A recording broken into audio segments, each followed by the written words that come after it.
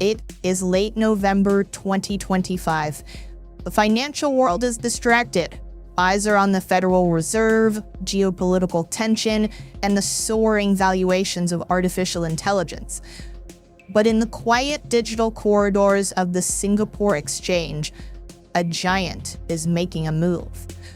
We are talking about the single largest asset manager on the planet, an entity that manages trillions of dollars. For years, this giant has held a massive position in the king of S-REITs, the landlord of Raffles City and the iconic malls of Orchard Road. Investors view this stock as a fortress, a buy-and-forget safe haven. But on November 18th, the regulatory filings flashed red. The giant was selling millions of units. When the smart money heads for the exit, retail investors panic. Is the dividend at risk? Is the office market collapsing? Or is this simply a blind algorithm executing a command? Welcome back to the channel. Today, we're decoding the BlackRock Signal. We are conducting a forensic investigation into CapitaLand Integrated Commercial Trust. We need to understand why BlackRock reduced its stake and whether this is a warning sign or a buying opportunity.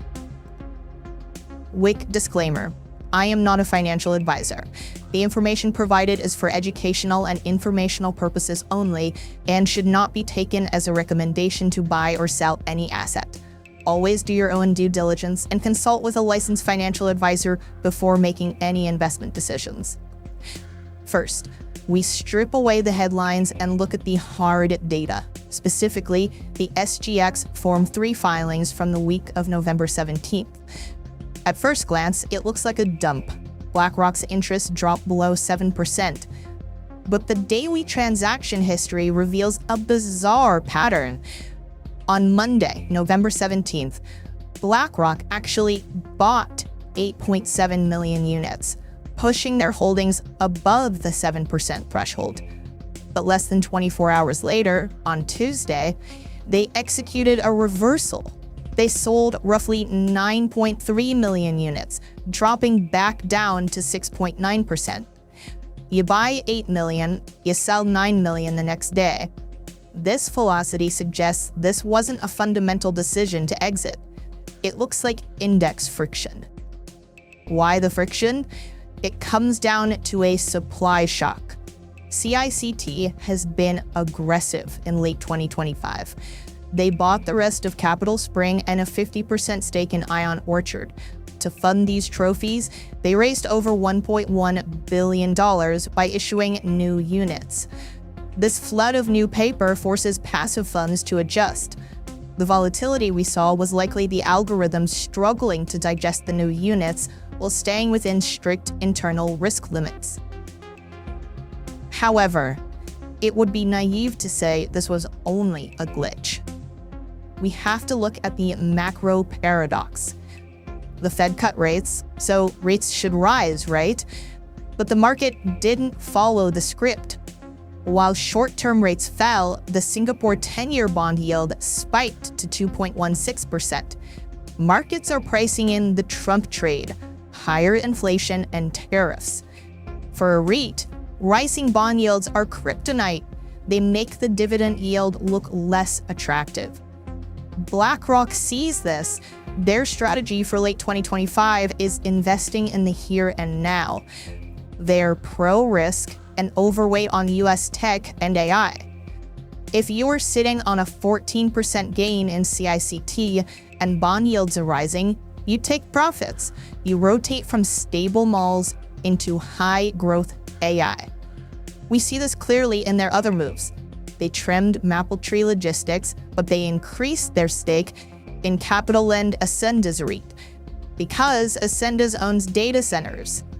They're not dumping Singapore, they're rotating into sectors with higher growth potential. Now the most important question, the fundamentals. Is the business failing? We analyzed the Q3 business update and the numbers are rock solid.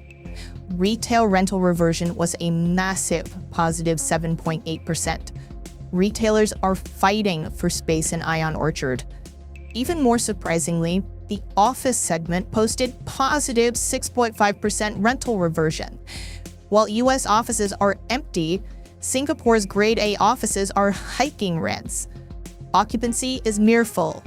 This validates CICT's strategy of pivoting 95% of its assets to Singapore, insulating it from overseas chaos. So we have a disconnect. Fundamental reality, a cash flow machine with trophy assets. Technical reality, a supply glut of shares and institutional rebalancing. This creates a technical overhang. The price struggles not because the company is bad, but because there is too much paper floating around. So what is the verdict? Who is buying while BlackRock is selling?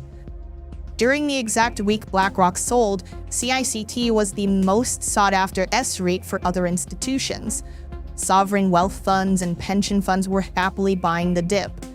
The analyst buy wall remains intact, with targets from DBS and RHB ranging from $2.50 to $2.69. With the price hovering around $2.36, that implies double-digit upside plus a 5.3% yield. Here's the takeaway. BlackRock operates on a different timeline. They manage tracking error and global rotation. They rent the stock. You likely want to own the business. The fact that the price held firm at $2.32 despite the selling proves the floor is made of iron. This is a liquidity event, not a solvency event. For the patient investor, this consolidation might be the accumulation zone you've been waiting for. But I want to hear from you. Does a 5.3% yield satisfy you in this environment? Or are you rotating into data centers like BlackRock? Leave a comment below. If you found value in this deep dive, subscribe and hit the bell. We track the smart money so you don't have to. Thank you for watching and see you in the next video.